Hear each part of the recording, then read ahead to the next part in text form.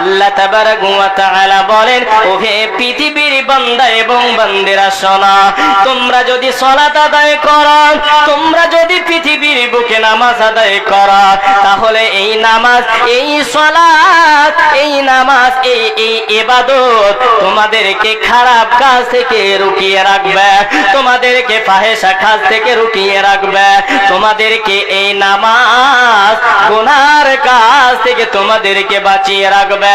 এবার আপনারা সকলেই মিলে বলবেন, মুলবি সাহেব নামাজ আদায় করি, তারপরেও আমরা পাপের কাজে লিপ্ত হয়ে যায়। একটু আমার দিকে সকলে শ্রবণ করেন, সকলেই আমার দিকে একটু দেমেকটা দিন, বেরেনটা খাটান। আপনাকে আমি উদাহরণ দিচ্ছি বোঝানোর জন্য। মনে করে নেন এটা হলো আষাঢ় মাস। এই আষাঢ় মাসের ভিতরে অনেক কিন্তু বৃষ্টি হয়। ওই বৃষ্টির কারণে আপনি কি করেন, একটা বর্ষাতে কিনলেন, কেনার পরে আপনি বাইক চালাতে আরম্ভ করলেন। বাইক চালাতে চালাতে যদি আপনার বর্ষাটি পড়ার পর, আপনার রেনকোট পড়ার পর ভিতরের কাপড়টা ভিজে যায়, ভিতরের কাপড়টা যদি আপনার ভিজে যায়, তাহলে আপনি নিশ্চয় মনে করবেন যে এই বর্ষাতের ভিতরে, এই রেনকোটের ভিতরে কোনো একটা জায়গায় ফাঁকা রয়েছে, ফাটা রয়েছে, কোনো একটা জায়গা হয়তো ছান্দা রয়েছে, কোনো একটা জায়গা হয়তো সেলাই ছুটে আছে। আপনি অবশ্যই মনে করবেন।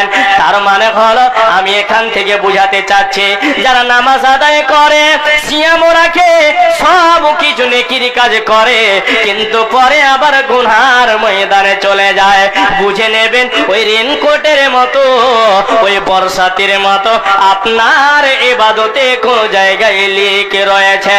যেমন বর্ষাতের ভিতরে আপনার কোন জায়গা যদি লিক থাকে, তাহলে আপনার ভেতরের কাপড়টা ভিজে যাবে। আর তেমনি হলো, আপনি ইবাদত করার পর আপনি যদি গুনার ময়দানে চলে যান, বুঝতে হবে আপনার ইবাদতের ভিতরে কোনো ঘাটতি রয়েছে।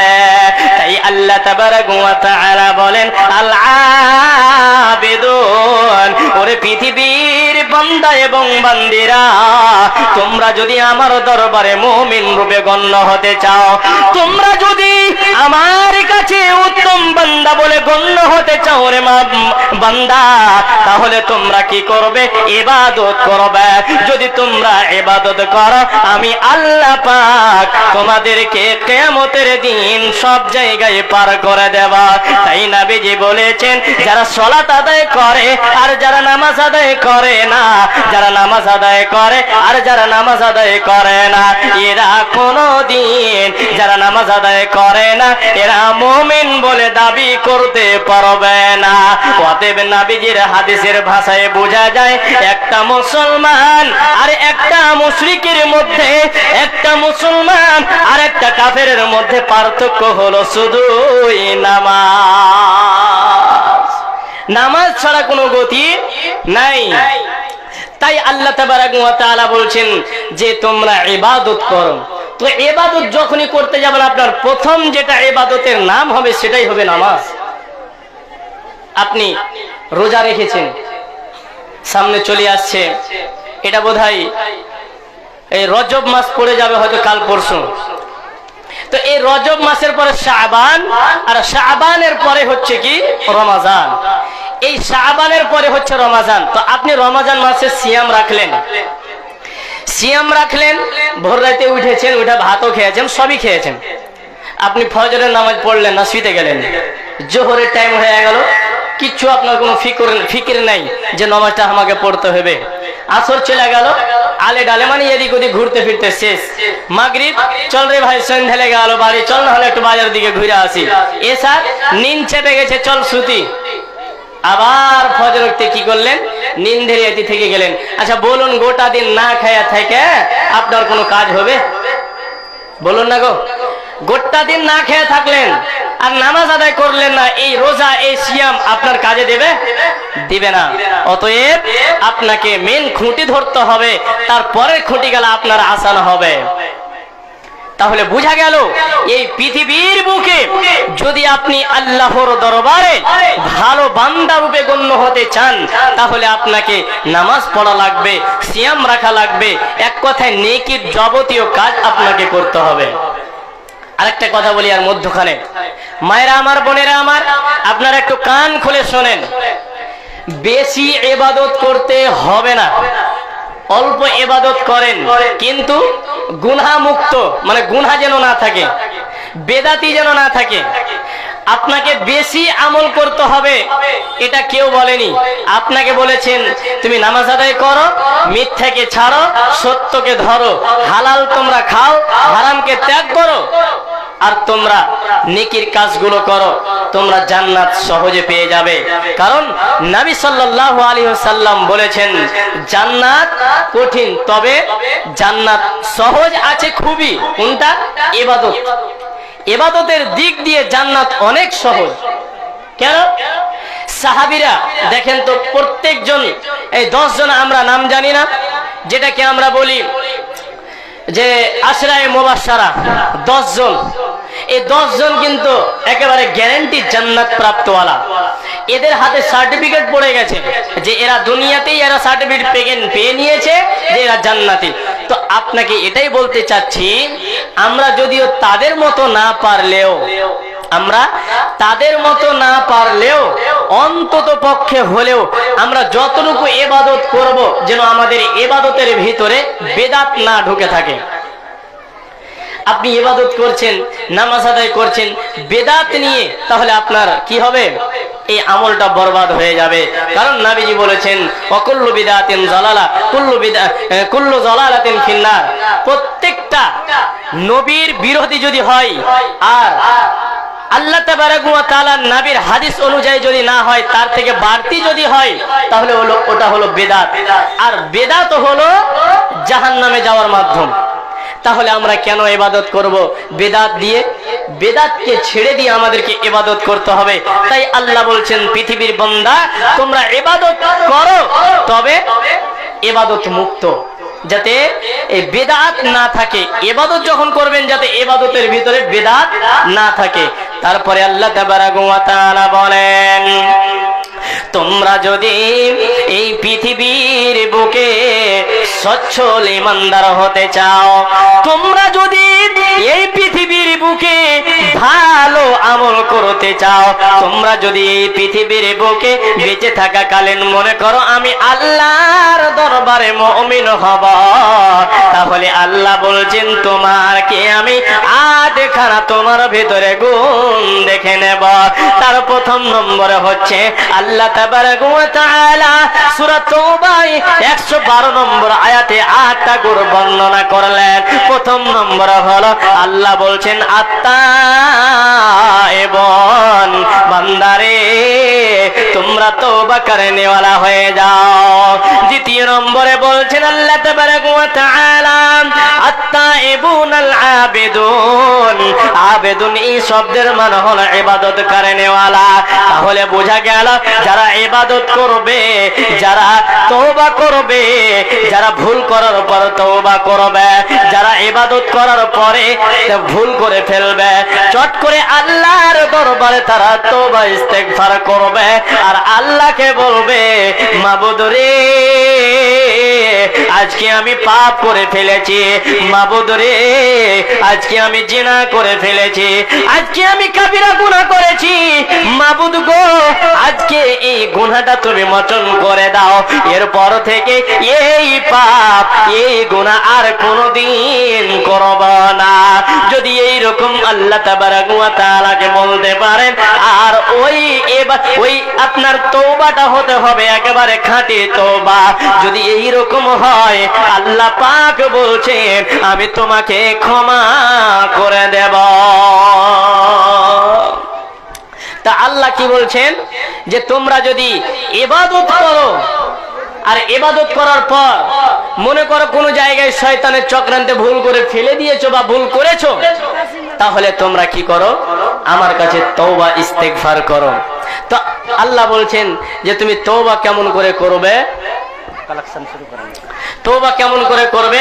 তাই আল্লাহ বলছেন যদি তুমি আরো বেশি করে আমার কাছে কাছাকাছি হতে চাও, মানে মুমিন হতে চাও, তাহলে মুমিনের যতগুলো গুণ আছে যদি বলতে চাই অনেক সময় লাগবে। তার ভিতরে একটা গুণ বলবো। একটা কি? আল্লাহ পাক রব্বুল আলামিন বলছেন তোমাদেরকে আমি যা রিজিক দিয়েছি, তোমাদেরকে যা ধন দৌলত দিয়েছি, তোমাদেরকে যে টাকা পয়সা দিয়েছি, তোমাদেরকে জীবিকা অর্থাৎ খাওয়ার জন্য যে টাকা পয়সা দিয়েছি, এই খাওয়ার টাকা পয়সা থেকে যদি তোমরা দান করো তাহলে তোমরা আল্লাহর দরবারে মুমিন হবে। তাই নবীজি বলছেন কিয়ামতের দিন কোনো ছায়া থাকবে না আরশের ছায়া ছাড়া, একমাত্র আরশের ছায়া থাকবে। আর ওই ছায়ার নিচে মাত্র 7 প্রকার মানুষ স্থান পাবে। তার ভেতরে একটা হলো কি, যারা আল্লাহর রাস্তায় দান করবে, যারা আল্লাহর ঘরে দান করবে, নবীর মাদ্রাসাতে যারা দান করবে, ফকির মিসকিনকে যারা দান করবে, এক কথায় ইসলামের যাবতীয় প্রয়োজন হয়, এই প্রয়োজনের ভিতরে যা টাকা পয়সা লাগে, যা কিছু প্রয়োজন হয়, এই রকম জিনিস যদি তারা দান করে, কিয়ামতের দিন আল্লাহ আপনাকে ওই আরশের ছায়ার তলে রাখবে। এবার আপনাকে বলি বাপ আমার, আপনি ইবাদত করবেন আল্লাহর, আপনি খিদমত করবেন আপনার মায়ের, আপনার মা বাপের খিদমত না করলে আল্লাহর নৈকট্য লাভ করা যাবে না। তো আল্লাহর নৈকট্য যদি লাভ করতে চান মা বাপের ইহসান করতে হবে। তো এই মা বাপকে নিয়ে একটুখানি কথা বলি। এই মা বাপকে কারা কারা ভালোবাসেন একটু 2 হাত তুলে একটু আমাকে দেখান তো, যে হ্যাঁ দেখান, লিল্লাহে তাকবীর। এই কয়েকজন নাকি? তো আপনারা যারা মাকে ভালোবাসেন, আচ্ছা মাকে কে ভালোবাসে না বলুন তো? সবাই বাসে না? সবাই ভালোবাসে। একটা কুকুর তার মাকে ভালোবাসে। আমরা তো মানুষ, আমরা তো ভালোবাসবই, কারণ পৃথিবীর বুকে আসতে হয়েছে, মাকে কষ্ট করতে হয়েছে, আর আল্লাহ তাকে সহ্য করার ক্ষমতা দিয়েছেন, ধৈর্য ধারণের ক্ষমতা দিয়েছেন। তাই আপনি আর আমি হতে পেরেছি আল্লাহর দয়ায়। যদি আল্লাহ আপনার প্রতি আমার প্রতি দয়া না করতেন পৃথিবীর মুখ দেখতে পেতাম না। তাই এই মাকে ভালোবেসে, এই মা বাপকে ভালোবেসে কোন আল্লাহর বান্দা আছেন যে একটা কলম শুধু চাইছি 10,000 টাকা দেনেওয়ালা আর 5,000 টাকা দেনেওয়ালা 2 জন। একটা 10,000-এর কলম চাইছি যে মৌলানা এই 10,000 টাকা দিলাম, আমার মা মারা গেছে, আপনি একটু প্রাণ খুলে দোয়া করেন। আর 5,000 টাকা 2 জনের কাছে চাইছি। কোন আল্লাহর বান্দা আছেন? দেখেন একটা কথা বলি, এই মৌলানা যদি মরে যায় সমস্যা হবে কি? আপনার কোনো কাজযোগ্য থাকবে? থাকবে না। আমি যদি মরে যাই, তাহলে আমার পরিবর্তে অনেক বক্তা পাবেন, পাবেন না? পাবেন। তাই বলছি আমি মরে যাই, আপনি মরে যান, ইনি মরে যাক, তাতে কোনো আসে যায় না। তবে হ্যাঁ, এই মাদ্রাসা যেন না মরে। এই মাদ্রাসা যদি বেঁচে থাকে, এই আলেমগুলো যদি মরে যায়, আর এই মাদ্রাসা যদি বেঁচে থাকে, এই মাদ্রাসা থেকে আবার এরকম আলেম তৈরি হবে। অতএব এই মাদ্রাসাকে ভালোবাসতে হবে, এই মাদ্রাসাতে দান করতে হবে। তো কোন আল্লাহর বান্দা আছেন যে একটা কলম শুধু চাইছি 1,000 টাকা দেনে, 10,000 টাকা দেনেওয়ালা? একজন শুধু দাঁড়ান। 2 জন কি 500 করে? আচ্ছা, একজন 500 টাকা না, 2 জন 500 টাকা আর একজন 100 টাকা। তো যাই হোক, আলহামদুলিল্লাহ, আল্লাহুম্মা সাল্লি আলাইহি আল্লাহুম্মা বারিক আলাইহি। আপনাদের জন্য প্রাণ খুলে দোয়া করব। এত বড় একটা মজলিস আপনারা আয়োজন করতে পেরেছেন। তো এই মাকে ভালোবেসে একটা কলম কেউ দিতে পারবেন না 10,000 টাকা দেনেওয়ালা? আচ্ছা, আপনারা কি আগে কালেকশন করেছেন? হয়নি? হ্যাঁ, তো আপনারা আগে কালেকশন করেনি, তাও কি ব্যাপার আসছে না যে? তো একটা, আচ্ছা 5,000 টাকা দেনেওয়ালা একজন দাঁড়ান, যে মৌলানা আমি 5,000 টাকা দান করলাম। একটু আসেন, বা আপনি পরে দিবেন, একবারে না পারবেন 5 বারে দেবেন। যে মৌলানা এবার আমি দিতে চাইছিলাম, একবারে পারলাম না, আমি 2,000 করে 5 বার দিব। কেউ নাই গো, হ্যাঁ এখানে একটা কোরআনও নাই। তো যাই হোক, বুঝতে পারছি এখানে বোধহয় 10,000 কলম নেই, 5,000 তো হবেন।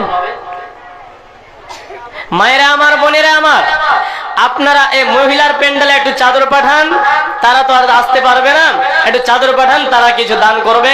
আর আপনারা একটু প্রাণ খুলে দান করবেন মায়েরা আমার, বোনেরা আমার, আপনাদের পাটা ধরে বলছি একটু মেহেরবানি করে আল্লাহর ওয়াস্তে, যে জিন্দেগির কোনো মূল্য নেই, জিন্দেগির কোনো দাম নেই, যতক্ষণ আপনি বেঁচে আছেন অতক্ষণ, তারপরে আপনার আর কোনো দাম নেই। 10,000 টাকা, লিল্লাহে তাকবীর। আমার এই বাপ উনি 10,000 টাকা দান করেছেন, মাশাআল্লাহ, আলহামদুলিল্লাহ, আল্লাহুম্মা সাল্লি আলাইহি, আল্লাহুম্মা বারিক আলাইহি। মুজাম্মিল নাম, মুজাম্মিল বাবা আমার, উনি 10,000 টাকা দান করেছেন। আল্লাহুম্মা আনতাস সালাম ওয়া মিনকাস সালাম, তাবারাকতা ইয়া জাল জালাল ওয়াল ইকরাম। মুজাম্মিল বাপু জান আমার এখানে দিছিল 10,000 পরিণামে দান দিয়ে গেল। কবুল, যে উদ্দেশ্যে যে নিয়তে করিয়াছেন দান, উদ্দেশ্য পূরণ করো তুমি রহমান। আমি হীন পাপী বান্দা দোয়া দিব কত, তো আল্লাহ তুমি নেকি দিও নিজে মন মতো। রাস্তা পথে চলতে চলতে কত অ্যাক্সিডেন্ট হতে আল্লাহ বাঁচা বড় দায়, উদ্ধারিয়া নিও তুমি প্রভু দয়াময়। রব্বানা তাকাব্বাল মিন্না ইন্নাকা আনতাস সামিউল আলিম ওয়া তুব আলাইনা ইন্নাকা আনতাত তাওয়াবুর রহিম। আমিন আমিন। লাইন চলে গেল নাকি? একটু তাড়াতাড়ি মাইকটা ঠিক করেন। যাই হোক, তো কই একটা কলম পেয়ে নিলাম আলহামদুলিল্লাহ, আর দুইজন আমি চাইছি 5,000 টাকা করে। কোন আল্লাহর বান্দা আছেন যে 5,000 টাকা দেবেন? আচ্ছা আপনাকে কথা বলি, আপনি যখন মায়ের কোলে ছিলেন, মায়ের যখন কোলে ছিলেন, বাসে চেপে যাচ্ছিলেন, আপনার ডালখোলা বা আড়ারিয়া কোনো জায়গা, বা আপনি পূর্ণিয়া বা কাটিহার যাচ্ছেন, বাস, যে আমি একে নিয়ে লজ্জায় পড়ে গেলাম, আপনার মা একটুকু দ্বিধাবোধ করলো না, আপনার মা একটুকু শরম করলো না, ব্লাউজের বোতামটা খুলে আপনার মুখে স্তনটাকে দিয়ে দিলেন এতগুলো লোকের সামনে। তো এই মাকে ভালোবেসে একটা কলম কেউ দিতে পারবেন না 5,000 টাকা দিনেওয়ালা? ওই সেদিন কি মা আপনার ভুল করেছিল? আপনাকে দুধ পান করিয়েছে, হাজার ভিড়ে মানুষের সামনে আপনাকে দুধ পান করিয়েছে, এটা কি আপনার মায়ের ভুল? জি না। তাই এই মাকে ভালোবেসে একজন আল্লাহর বান্দা ওঠেন, একটা 10,000 কলম পেয়েছি, আর একটা আমি 5,000 চাইছি। মায়ের চোখে